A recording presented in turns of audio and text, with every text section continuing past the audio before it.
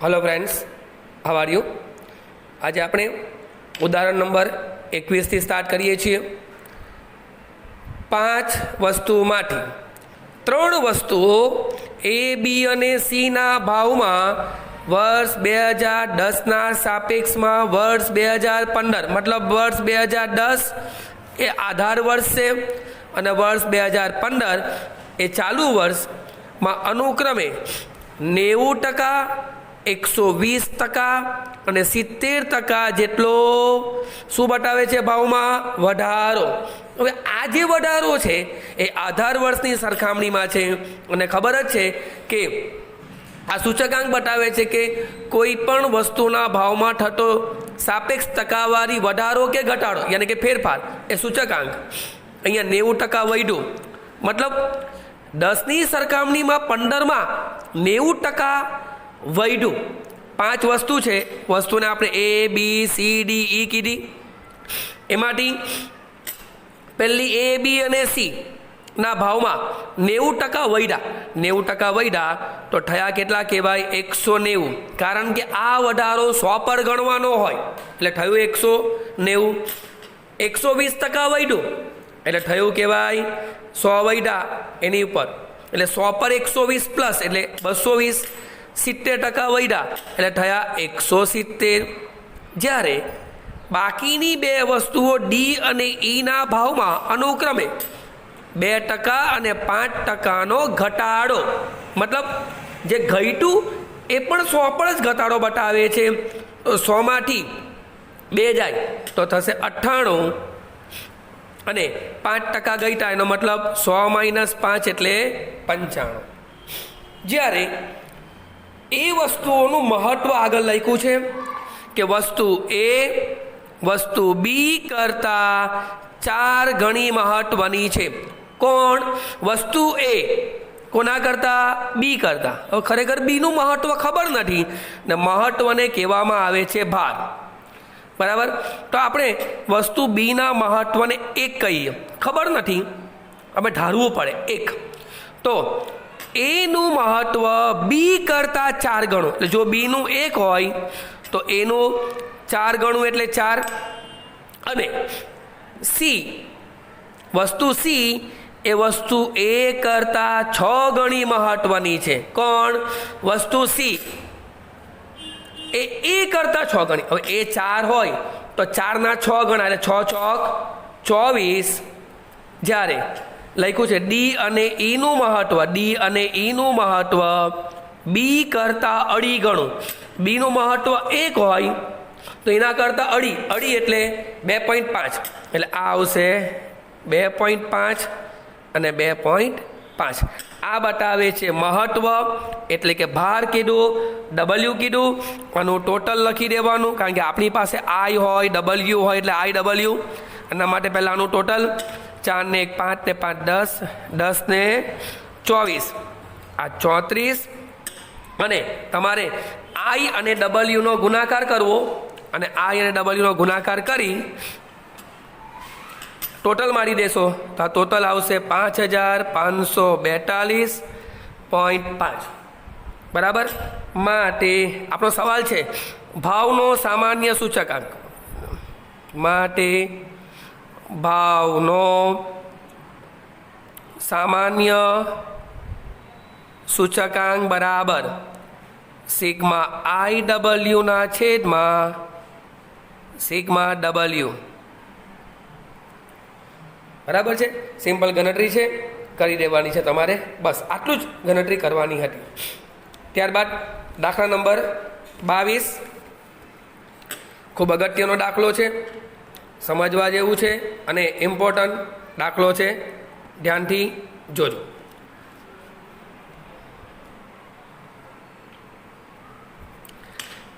નીચેની માહિતી પરથી બળતણના ખર્ચના સમૂહનો સૂચકાંક શોધો। એટલે આ નીચે જે પહેલું કોષ્ટક છે એમાં બળતણ એટલે આપણે આપણા ઘરમાં લાકડું, કોલસો, દીવાસળી કે જેને આપણે બળતણ તરીકે વાપરતા હોઈએ તો એ બધી વસ્તુઓના સમૂહનો સૂચકાંકની ગણતરી પહેલાં કરવાની છે। ચલો પહેલાં આની વાત કરીએ, એના પરથી હમણાં વચ્ચેનો જે ભાગ છે ને હમણાં રવા દઈએ છીએ. પહેલાં આને સમજીએ કે આ બળતણના સમૂહનો સૂચકાંક આપેલો છે, બરાબર છે. વસ્તુ કોલસો, કેરોસીન, લાકડું, દિવાસળી, નીચે કુલ. પછી લખવામાં આવ્યું છે વર્ષ 2012 ને વર્ષ 2014. તો 2012ના જથ્થો, વર્ષ 2012 જો આધાર વર્ષ હોય તો જથ્થાને કહેવાય Q0, એના ભાવને કહેવાય P0, અને વર્ષ 2014ના ભાવને કહેવાશે P1, બરાબર છે.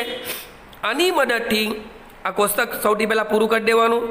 5, 25 એકમ દીઠ ભાવ બધાના આપેલા છે, એમાં કશું સુધારા વધારો કરવાનો નથી. 20, 40, 45, 5, 22, 25, 10, 0.9 અને 1. હવે તમે જોઈ શકો છો મારે શોધવાનો છે બળતણના ખર્ચનો સમૂહનો સૂચકાંક. મતલબ તમારી પાસે P0 છે, P1 છે ને Q0 છે, અને સૂચકાંક શોધવા માટે આપણી પાસે બે રીત છે, એક કુલ ખર્ચ અને બીજું છે કૌટુંબિક બજેટ. કુલ ખર્ચ માટે ક્યાં તો IL નહીં તો IP વપરાય. હવે અહીંયા શું છે આપણી પાસે, જોઈ લો, ખાલી જથ્થો આધાર વર્ષનો જ છે, એટલે આપણે IL જ વાપરી શકીએ. IL માટે P1 Q0 ના P0 Q0. Last payer not સૂચકાંકની મદદથી આપણે તે શોધી શકીએ. એટલે આ ગણતરી પણ તમે કરી શકશો, બરાબર છે. અને ગણતરીની અંદર તમે P1 Q0 ટોટલ તમને લખીને બતાવું છું કે એનું ટોટલ શું આવે છે. તો એનું ટોટલ આવે છે P1 Q0નું ટોટલ છે 1185, અને આનું ટોટલ છે 1044. આના ટોટલની આપણે જરૂર નથી, અને આની મદદથી બળતણના સમૂહનો સૂચકાંક આપણે શોધી દેવાનો. લાસ્ટ પેયરનું સૂત્ર વપરાય, સિગ્મા P1 Q0ના છેદમાં સિગ્મા P0 Q0 ગુણ્યા 100. આ ગણતરી જો કરશો તો આની મદદથી તમારો સૂચકાંક આવશે, બળતણના સમૂહનો સૂચકાંક આવશે 113.51, બરાબર છે. હવે આગળ વાંચીએ છીએ. રકમમાં શું લખ્યું છે કે જો ખોરાક બાકી છે, આનો ભાગ અહીંયા જે પહેલી શરૂઆતમાં દાખલો પૂછેલો કે બળતણના ખર્ચનો સમૂહનો સૂચકાંક શોધાઈ ગયો. હવે આગળ શું કહે છે રકમમાં, હવે એ સમજીએ. એવું લખ્યું છે, જો ખોરાક, કપડાં, ઘર ભાડું, પરચુરણ સમૂહ પાછળ ખર્ચ વર્ષ 2012 કરતાં વર્ષ 2014માં અનુક્રમે 3, 2.5, 4.5, 3.25 ગણા થયા. અને જો આ સમૂહ પાછળ કુલ ખર્ચના અનુક્રમે 42%, 15% અને 10% અને 12% ખર્ચ થતા હોય તો કામદારનો જીવન નિર્વાહ ખર્ચો, ખરેખર જીવન નિર્વાહ માટે કુલ 5 વસ્તુ જોઈએ, એમાંથી 4 અહીંયા આપી જોઈએ: કપડાં, ભાડું, પરચુરણ અને ખોરાક. અને 5મી વસ્તુ બળતણ. કોઈ પણ વર્ગ હોય, બરાબર, દરેક વર્ગને જીવન નિર્વાહ માટે 5 વસ્તુ જોઈએ: ખોરાક, કપડાં, ભાડું, બળતણ અને પરચુરણ. અહીંયાથી બળતણનો અહીંયાથી શોધી નાખો, અને બાકીના 4 વિશેની માહિતી નીચે રકમમાં આપેલી છે, મદદથી ફરીથી તમારે શોધવાનો છે જીવન નિર્વાહ ખર્ચનો સૂચકાંક, બરાબર. એટલે ફરીથી બીજું કોષ્ટક બનાવવું પડશે જીવન નિર્વાહ ખર્ચનો સૂચકાંક શોધવા માટે. બીજા કોષ્ટકની ગણતરી જોઈ લઈએ આપણે, બરાબર છે. જોઈ લો, આપણા કોષ્ટકમાં આપણે ખોરાક, કપડાં, ભાડું, પરચુરણ અને બળતણ બધું અંદર આપેલું છે. પહેલામાં શું લખ્યું છે, આ 4 સમૂહ માટે 3, 2.5, 4.5 અને 3.25 ગણા થયા. ગણા વધ્યા નથી.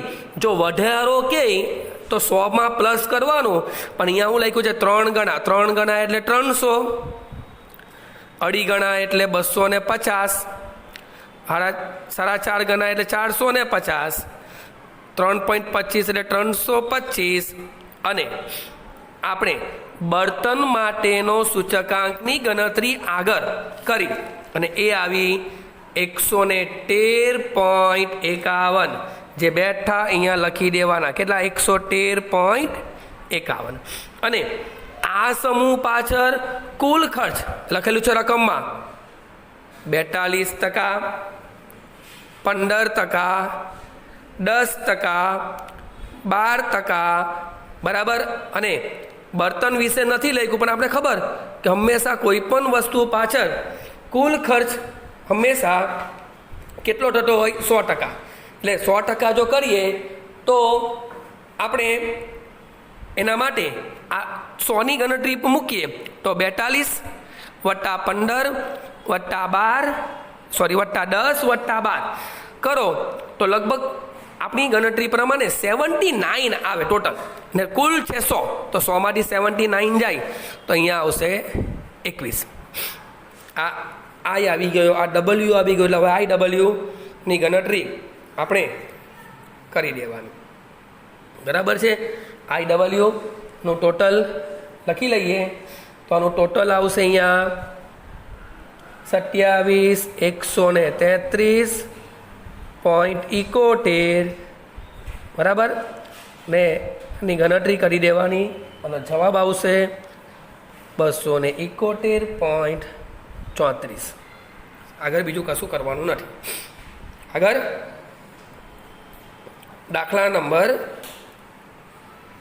23માં દાખલામાં લખ્યું છે, નીચેની માહિતી પરથી વાસ્તવિક વેતનની ગણતરી કરો. વાસ્તવિક વેતનનું સૂત્ર આપણે જાણીએ છીએ કે વાસ્તવિક વેતન બરાબર વેતનના છેદમાં જીવન નિર્વાહનો સૂચકાંક ગુણ્યા 100. આગળ આવો દાખલો આપણે કરેલો છે, બરાબર છે. વેતનના છેદમાં જીવન નિર્વાહનો સૂચકાંક ગુણ્યા 100, બધું જ છે આપણી પાસે. વેતન, જીવન નિર્વાહનો સૂચકાંક, બરાબર, એના ગુણ્યા 100 કરી દેવાના. એ ગણતરી તમને આવડશે, એ ગણતરી હું બતાવતો નથી, બરાબર છે. હવે આગળ કંઈક લખ્યું છે તે સમજવાનું છે. આ બધી ગણતરી ઇઝી છે, પણ આગળ એવું લખ્યું છે, વર્ષ 2001ને આધાર વર્ષ ગણી 2001, ખરેખર આપ્યું નથી, પણ 2001ને આધાર વર્ષ, અને ખબર જ છે આધાર વર્ષનો સૂચકાંક હંમેશા 100. આધાર વર્ષ ગણી વર્ષ 2015 માટે નાણાંની ખરીદ શક્તિ, 2015 માટેના નાણાંની ખરીદ શક્તિ શોધો અને આ પરિણામ શું મહત્વનું છે તે જણાવો. ચલો, નાણાંની ખરીદ શક્તિનું સૂત્ર આપણે આગળ સમજેલા છે, બરાબર છે. જોઈ લઈએ કે નાણાંની ખરીદ શક્તિનું સૂત્ર શું કહે છે, કોના માટેની શોધવાની છે? 2001ને આધાર વર્ષની સાપેક્ષમાં વર્ષ 2015, વર્ષ 2015ની નાણાંની ખરીદ શક્તિ. સૂત્ર છે 100ના છેદમાં જીવન નિર્વાહનો સૂચકાંક.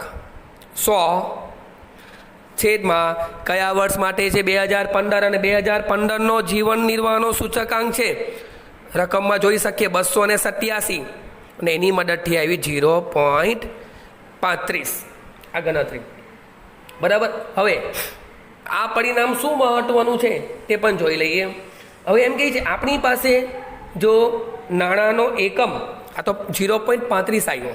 હવે આપણે ખબર કે નાણાંનો એકમ, આપણે જે રૂપિયા આપણી ગણતરીમાં હોઈએ છીએ, નાણાંનો એકમ રૂપિયા છે. એકમ રૂપિયો હોય, આપણી સરકારે 1 રૂપિયાની શરૂઆત કરી, રૂપિયો હોય તો આધાર વર્ષ 2001ની સરખામણીમાં